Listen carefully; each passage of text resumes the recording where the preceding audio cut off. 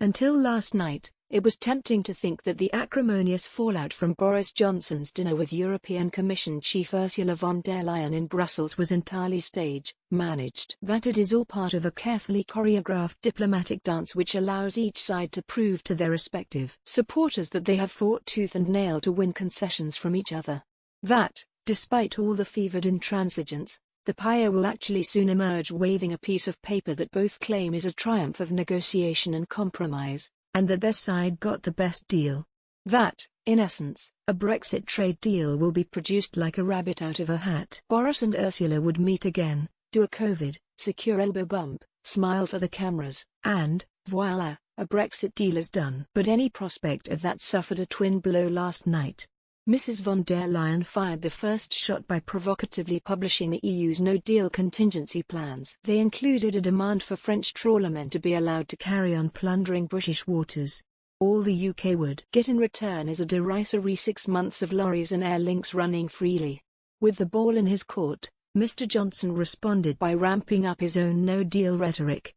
In his first public comments since Wednesday night's dinner, he pointedly compared the EU's demand that the UK copies any of the bloc's future law changes to two twins being forced to have the same haircut, or British women being forced to pay more for handbags if the price was raised in Europe.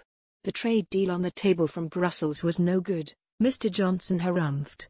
The UK would be locked in the EU's orbit forever.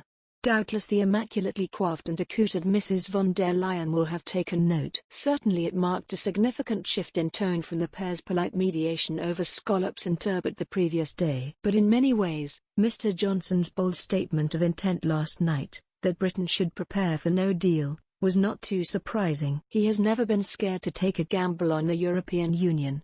He took a risk with his last-minute decision to back Brexit in the 2016 referendum. Again by claiming he would rather die in a ditch than not leave by October 31 last year. Then by expelling 21 Tory MPs for trying to block Brexit. And finally by calling a Christmas election to get Brexit done. On each occasion, most pundits said he was being foolish. They were wrong. He won an 80-seat Commons majority and he did get Brexit done. In the eyes of most, certainly those who voted for him, Boris did what he said he would do, unlike most politicians. Of course, there will be some EU observers who, watching Mr. Johnson last night, despairingly claim that 98% of the trade deal is already done. In their eyes, all that is left, fishing rights, the so-called level playing field and a disputes procedure, amounts to a mere 2%. But yesterday's war of words suggests it is the other way round.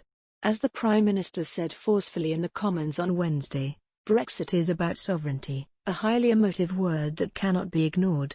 For make no mistake, if we do not win back control of the waters around our coast, many Brexiteers will start to wonder why we don't just replace the Union flag above number 10 with the blue and gold EU banner. Already hardline pro-Brexit Tory MPs are on standby to denounce Mr. Johnson, a one-time Churchill biographer, as a latter-day Neville Chamberlain if he gives more than an inch.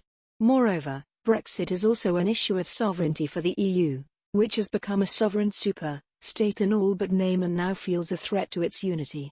Yet despite his punchy statement last night, Mr. Johnson and Mrs. von der Leyen will be fully aware that both the deal and no-deal outcome are fraught with danger for the PM. Give away too much to get a deal and Brexiteer Tory MPs may challenge his leadership. Give away nothing and go for no deal, and risk more disruption when the UK is reeling from the economic carnage wreaked by COVID. However, some Conservative MPs argue in private that the pandemic's devastating impact on our finances actually strengthens the case for no deal.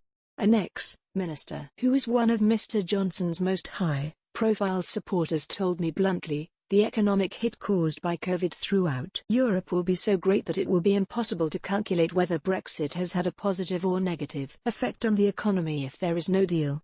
Yet surely the Prime Minister isn't so cynical as to contemplate such a calculation.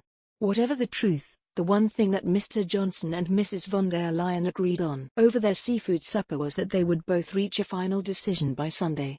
Mr. Johnson won the Tory leadership contest last year after telling his party that Brexit had to be sorted out once and for all. Kick the can again and we kick the bucket, my friends. That's the sad reality, he said. After last night's bold salvo, that statement is even more true today.